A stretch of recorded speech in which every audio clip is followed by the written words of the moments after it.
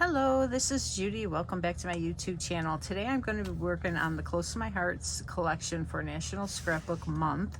It is called Hope and Kindness, and this is the layout I'm going to be doing. Now, I probably won't adhere to everything, but I will do most of it like this. It's really pretty. I love, love, love this paper. It's definitely my jam, my colors. I love the yellow especially. So I went ahead and cut a bunch of my pieces out to use. And this is one of the new colors we're going to have this year. It's a sneak peek. It's called Pine. And this is a brushed paper. Let's see if I can find it. Here it is. So this was the whole piece here. So you can see it looks like it has a whitewash almost look, very subtle. And the other side is kind of a mottled look. It's not solid. It's like lights and darks, but it's not ombre, it's just lights and darks. It's really pretty. It just gives it some texture. Okay, so we have to decide which side we're going to use, and I think I'm going to use the mottled side of both of these. And I cut out the middle because I want to save it and use it for other projects, and it reduces the bulk in my scrapbook. All right, so I cut out 1 inch on the middle. Okay, so it's 1 inch all the way around. All right, then I cut up, and everything is getting stuck. Then I cut White Daisy for the next layer, and these are 10 3/4 by 10 3/4. These pieces, and I cut these too small, but I'm gonna make them work. It's gonna go there and there, and I will put my photo mat over top of that.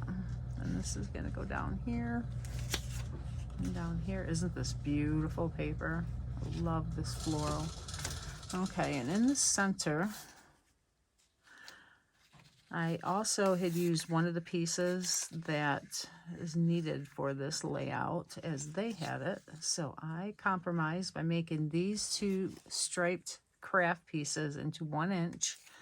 And then this piece was one of the stripes on the paper, and I just cut it in half so it would work. And I didn't get it perfect, but that's okay. Hopefully no one will be able to measure and see that this one's a little wider than this one. So, okay. Okay, the next thing I need is the journaling strips. So this little white piece. Now I'm going to wait till the end to put that on. We have flags here, so I have some of these pieces to put down, and I cut, that's an extra one. I don't know if I'm going to use it or not. I could use either side. And that one, and then I'll have 3 over here. That's that side, on this one, and a dot. And I want to use one on each side that's like that. I have an extra craft just in case I need it. And this one, it is on here. Okay, so I've got cut a couple of these if I want to. And then I did cut one of these our new doilies. Oh my gosh, these are so incredible. However, I would be leery to cut this on a regular die cut machine, not our die cut machine, because it has such intricate pieces. Now let me show you how easy these are to pop out. Usually you have those stiff bristle brushes, you roll over it, and I can just do this one with this very soft paintbrush, because I don't know where my hard bristle one is. And this will just push those pieces out because they're all loose. They just didn't come out. So it makes it a lot easier and less stressful on my fingers. Okay, so I'm gonna finish doing that, and I gotta cut a couple of small ones, and then we will adhere everything down. I brought out my Close to My Heart die cut machine just to show you. On the side here, we have controls, and it's a die cut, 2D emboss and 3D emboss. And then on the bottom here, we have press and twist to tighten it or to loosen it. So you can adjust it to be exactly the tightness to cut out these intricate die cuts. If you have a machine like a Sizzix or Gemini or whatever, because I've had a few myself, and I got rid of them because this machine does it so nice. I don't need any other machines, but I would be very afraid to try to cut this on one of those machines because it's so intricate. I experimented with my Sizzix on intricate dies when I had it, and it was very frustrating.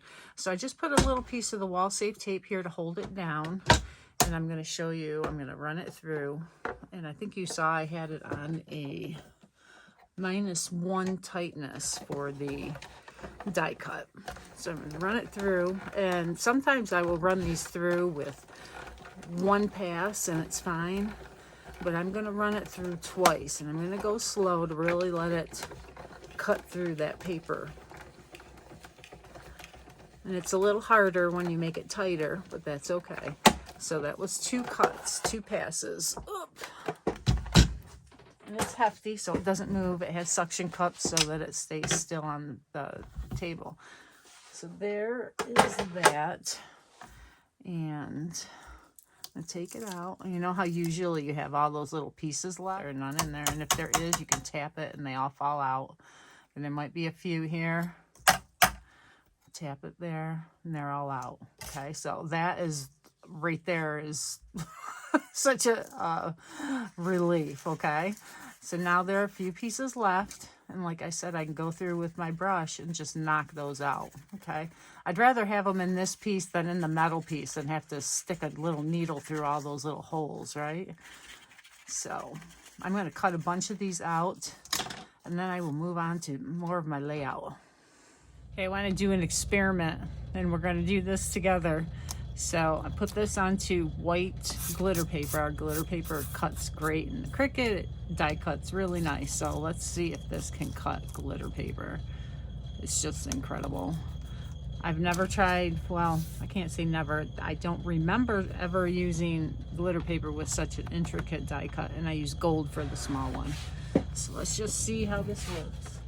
Okay, so it went through one way and it went through the other way. Let's see. Oh, nothing in here. Oh, look at that. All right, let's see if these rub out. Oh my gosh, they're falling right out. I might have had to run it through a couple more times just to give it a little more cutting. I'm going to leave this one here and run it through a couple more times. Okay, I just got done running it through. It looks like it cut through good. And this one came off good. Oh yeah, that cut a lot better. So run it through once, back, once, back. Okay, to be honest, the glitter paper, the big one, gave me a little bit of trouble trying to get them out of the holes. So I brought my tool out. This is a Sizzix tool. It's a real wiry brush. And I'm just running it over the holes to try and get them pressed through. And that works good. It's just the nature of the glitter paper that, you know, it's not going to come out as easy. And you just kind of wiggle it around and it just gets those papers loosened up a little bit. They're all cut through. It's just that. Just needs that little bit of push because of the glitter. So yeah, our machine is amazing. If you have intricate dies and you have a problem using them, or you don't use them because you have problems, our die cut machine is fabulous. I can get you one.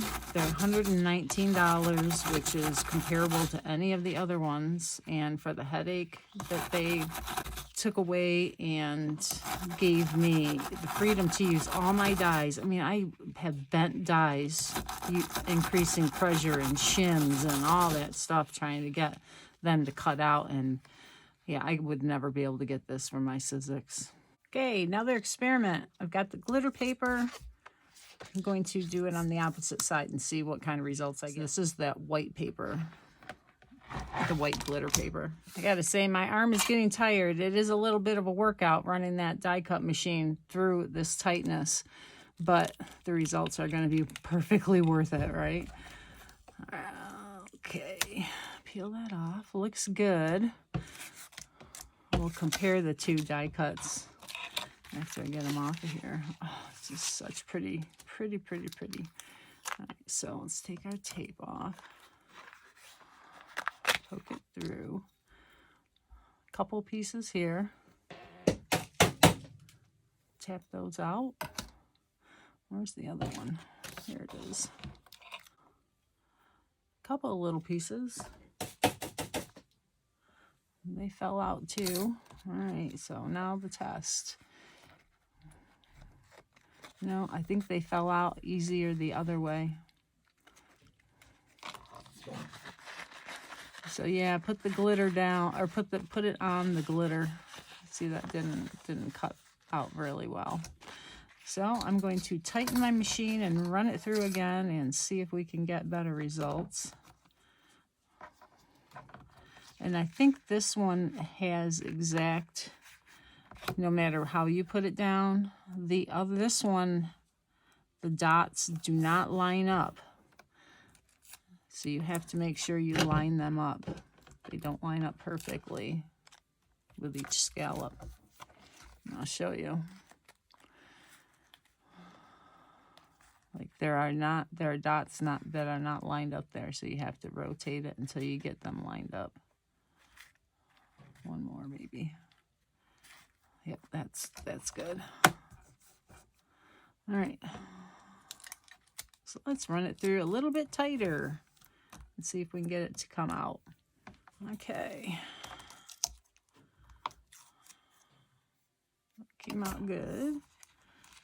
Still not coming out. A little bit more, but still not where it'd be easy to get them out. And I don't have time to push them out with my fingers or that tool.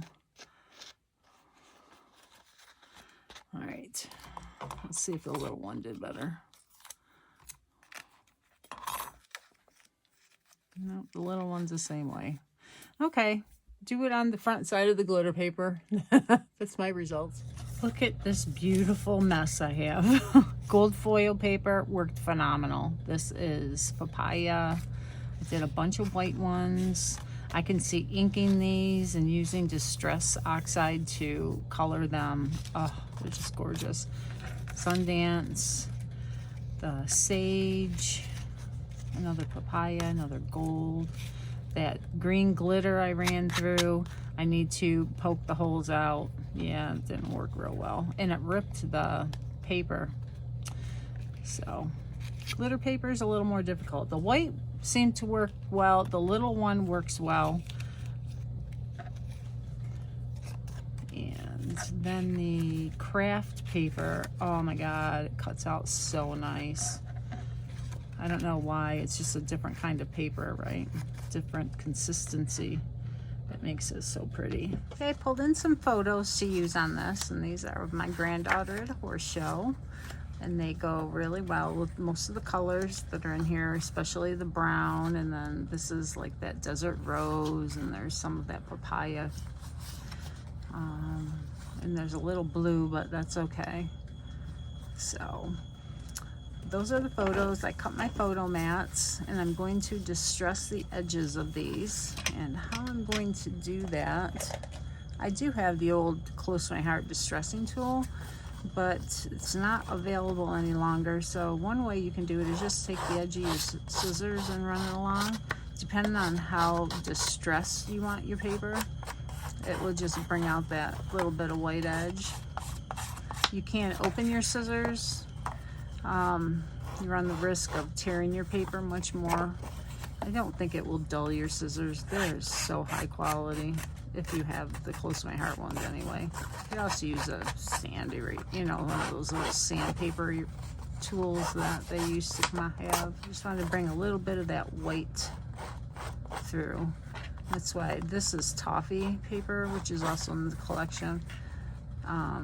Otherwise I could have used craft, but then it wouldn't have a white edge. So there, that looks good. So, and it just gives that photo a little extra something. All right, so I'm going to do the rest of these and get the photos mounted. Okay, so I glued my pieces together, and I'm putting them under my Versamat just to get them flattened out while the glue dries. And now I'm going to take these pieces, I'm going to distress the edges with my ink pad, just to make sure there's no white showing. And I'm just going to run it along my ink pad so that there's ink there and it's not white. And then I'll just check to make sure I got it covered. There's a little white there. Let's cover that up.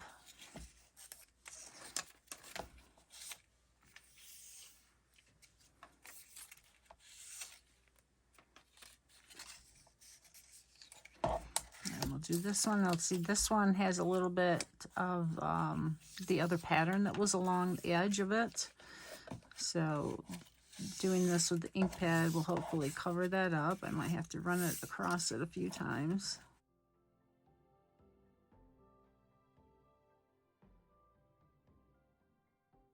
Now I'm going to glue these onto here.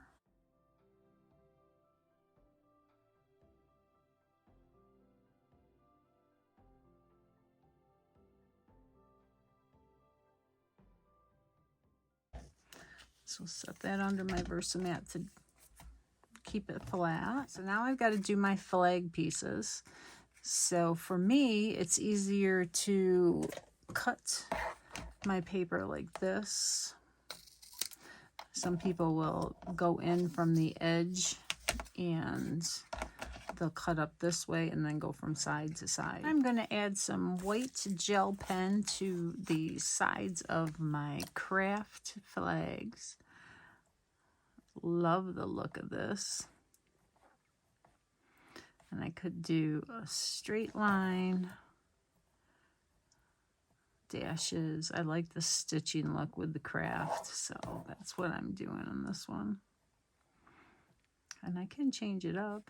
I can put a little circle there where I left space.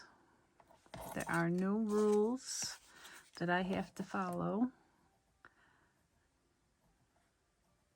Just have fun recreating the layouts. If you like how it looks, then do it. If you want to change it, change it. Stitch lines would be good, look good on these too because they're so dark. Let's do one and see. What's the other side? Oh, okay. Just in case I don't like how it looks, I can use the other side. That's what I mean. And I don't go over the circles. It kind of adds a little dimension. It's a fun trick to your eye. It looks like the circles are lifted off of the paper and your lines are underneath.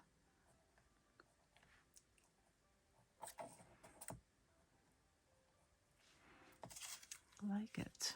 Okay, so we'll do the other one. Let's go straight lines through.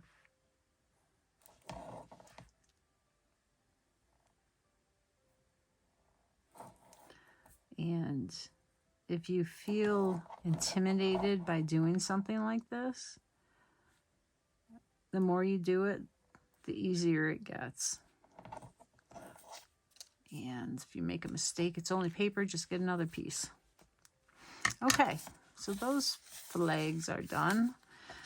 I'm going to add some harbor to the edge of this. Okay, I just wanted to jump in and show you where I am right now.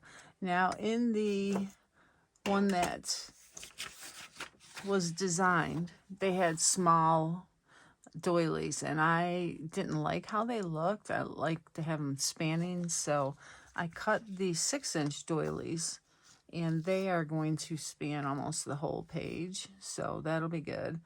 My photos are also going to be offset, not in a straight line like these are, so it'll be a little bit different from there. And one of these flowers I had cut up from something else, so I wasn't able to use it, but I did cut some out here. I did the best I could, and here, and there's some little pieces here. I put foam on, fun foam, kids fun foam on the back of my photos just to pop them up. This pattern is very busy, as pretty as it is, it's very busy, but I think with the white, larger doilies, it's really going to calm it down. So I'm going to glue some things down and then I will show you what I have. Okay, I finished the layouts. Just want to point out some things that I did. I put the banners there and put the title over the top as was in the sketch, but because my banners were a little bit bigger and my photo was here, I had to move it up, so it had to go over it. So I just used my white gel pen to add lines to it, and it really helped that title to pop off of there. I hope you can see that okay. Let me see. You can see it better there. Okay. I also added a couple of sequins. I put some flowers underneath the title here to bring it up there. That's a cluster.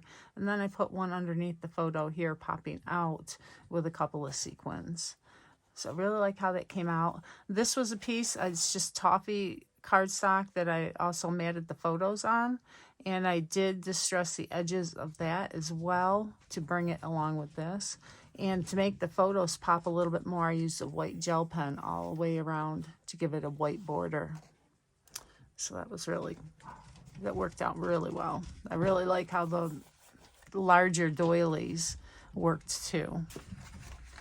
And this one I really like. So I put the large flower here and a smaller one here with a ring here. There's not a lot to say with this because there are other layouts that go with this. So, and this is in my scrapbook. And I also put some sequins along the banner there just to give it some shine, because I always like that shine. So I can put some journaling here. And the larger doilies also provide journaling areas along with this toffee piece.